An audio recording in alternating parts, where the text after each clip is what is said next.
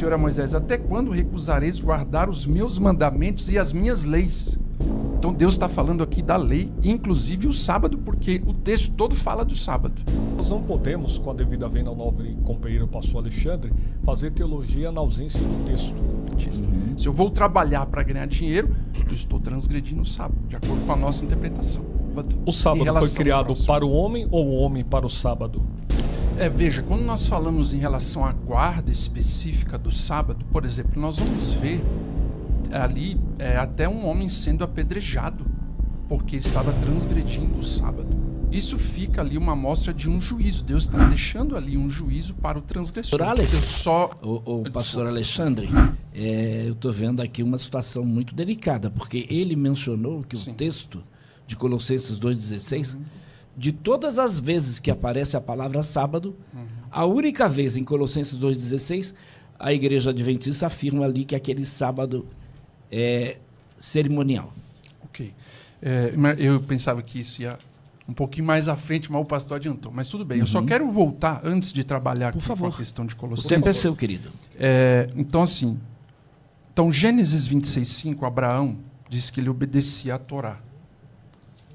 Se nós pegarmos esse conceito, aquele que obedece à Torá, ele está obedecendo à lei, os 10 mandamentos. Isso é muito claro, todo o Antigo Testamento. Você vai ver isso lá em Êxodo 26, antes de Deus entregar a lei, de forma didática, porque eles saíram do Egito, eles perderam. Quando Moisés chega lá no capítulo 5, Moisés menciona sobre o sábado e o faraó pega e vai castigá-los mais ainda, porque eles estão parados lá. A palavra distrair, a palavra Shabat que aparece ali. Então, quando você vai em Êxodo... A palavra distrair é Shabat? Exato, ali, no capítulo 5 de Êxodo. Então, quando você vai no capítulo 16, verso 28, você tem a expressão Torá também. Está se referindo ao sábado.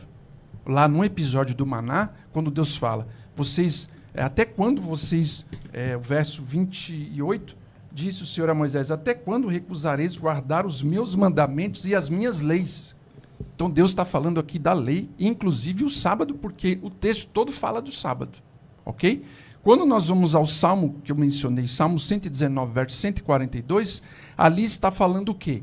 Que está dizendo o seguinte: os mandamentos, vou até ler aqui o texto novamente, Salmo 119, 142, que vai dizer o seguinte: a tua justiça é a justiça eterna, e a tua lei é a própria verdade. Então eu volto nesse ponto aqui. Por quê? Se Deus está dizendo que ele entregou a sua lei, os 10 mandamentos, inclusive o sábado, e ele está dizendo claro, o salmista, que a tua lei é a própria verdade. Uma verdade não pode ser mudada em hipótese nenhuma. Se nós dissermos que isso é verdade hoje, partindo de Deus, e amanhã não é, então peraí, nós colocamos o caráter de Deus em xeque. Porque Deus fala uma coisa que é verdade, depois diz isso não é mais verdade. Então não faz sentido nenhum. Embora lá no texto de Gênesis 26 não aparece explicitamente o sábado.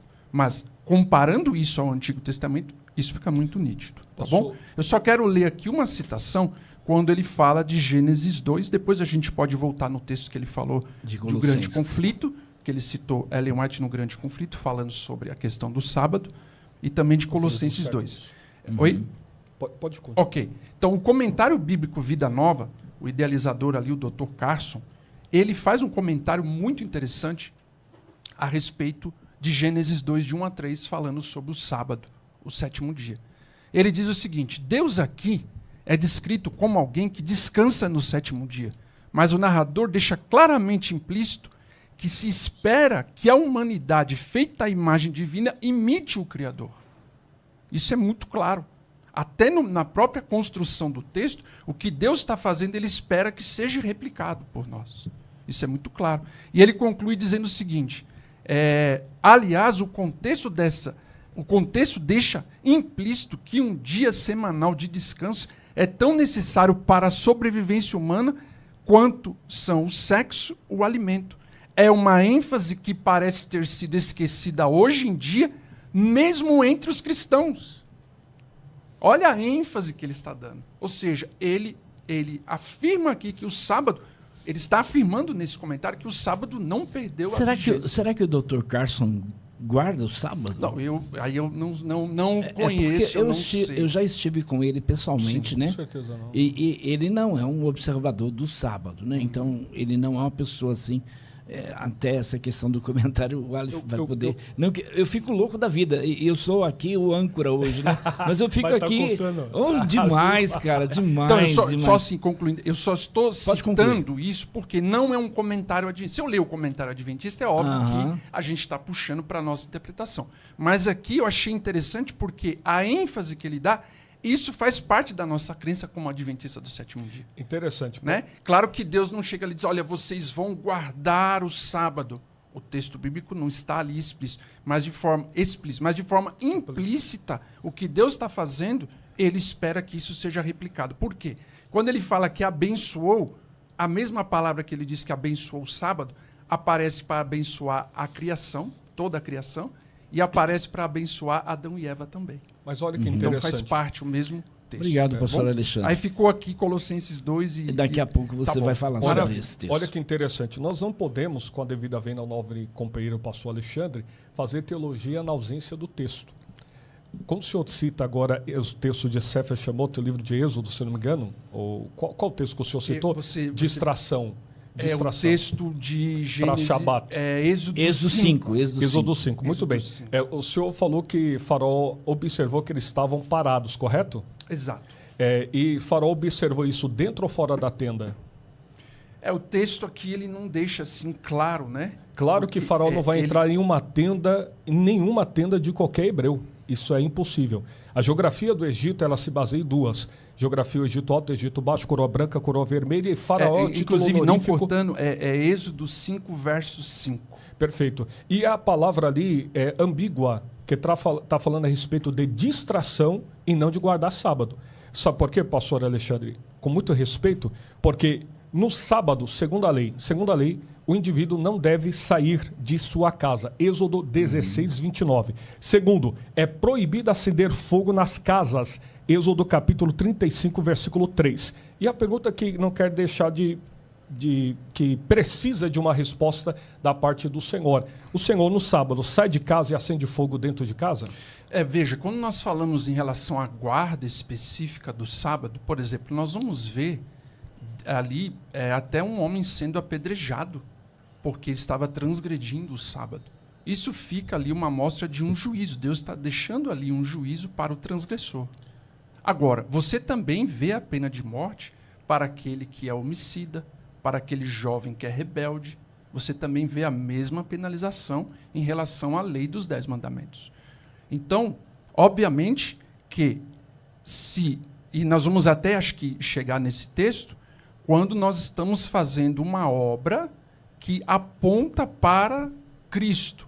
Por exemplo, os sacerdotes no sábado, eles tinham que sacrificar 2 cordeiros. Né? Eles entravam no lugar santo e eles comiam o pão da preposição no sábado. Então Jesus lá em Mateus, no capítulo 12, ele fala, eles violam o sábado e ficam assim, mas como isso? Porque todos aqueles sacrifícios, aquelas ofertas, apontavam para Cristo. Pastor, ou seja, aquilo que eu faço no sábado... Pouco, eu queria só, se o senhor me permite a fala, sim. O senhor cozinha no sábado também? Olha, a gente procura não cozinhar no sábado. A gente procura deixar o alimento... fizer, por exemplo? Então, aí vem um ponto agora, que é muito interessante. Segundo a lei, é pena de morte. Então, escuta só, veja só. É complicado isso, pastor. Mas isso nós falamos também para outros princípios, como eu coloquei. O homicida, a pessoa que, por exemplo... Ela transgrediu um jovem rebelde, ele sofria a mesma coisa. O senhor move alguma coisa do lugar na sua casa no sábado? Sim, claro. Então, claro. Na lei é pecado, pastor. Então, mas veja só, vamos lá. Ou melhor, é classificado como desonrar o sábado, é classificado também como pecado contra a lei, e também Tiago, capítulo 2, versículo 10, declara que aquele que erra num mandamento, peca em todos. Sim. Agora vamos lá. Quando você vai na fala de Cristo, no capítulo 12 de Mateus, que ele falando dos sacerdotes, eles estavam fazendo um serviço para Deus. O mesmo nós fazemos hoje. Eles estavam violando o sábado? Jesus, não, se você for trazer isso para um dia semanal secular, se você comparar isso daí, se você fizer uma atividade no sábado, que você faz costumeiramente Por exemplo, trabalho para ganhar dinheiro, segundo a nossa interpretação adventista. Se eu vou trabalhar para ganhar dinheiro, eu estou transgredindo o sábado, de acordo com a nossa interpretação. Agora, se eu estou fazendo uma obra que é para a salvação, que aponta para Cristo, é o caso dos discípulos que estavam colhendo espigas. Os fariseus acusaram que eles estavam transgredindo o sábado. Jesus falou, opa, peraí, não. Eles estão fazendo isso por uma questão de necessidade de sobrevivência. E Jesus disse, eu quero que vocês tenham misericórdia e vocês façam obras dignas até no sábado.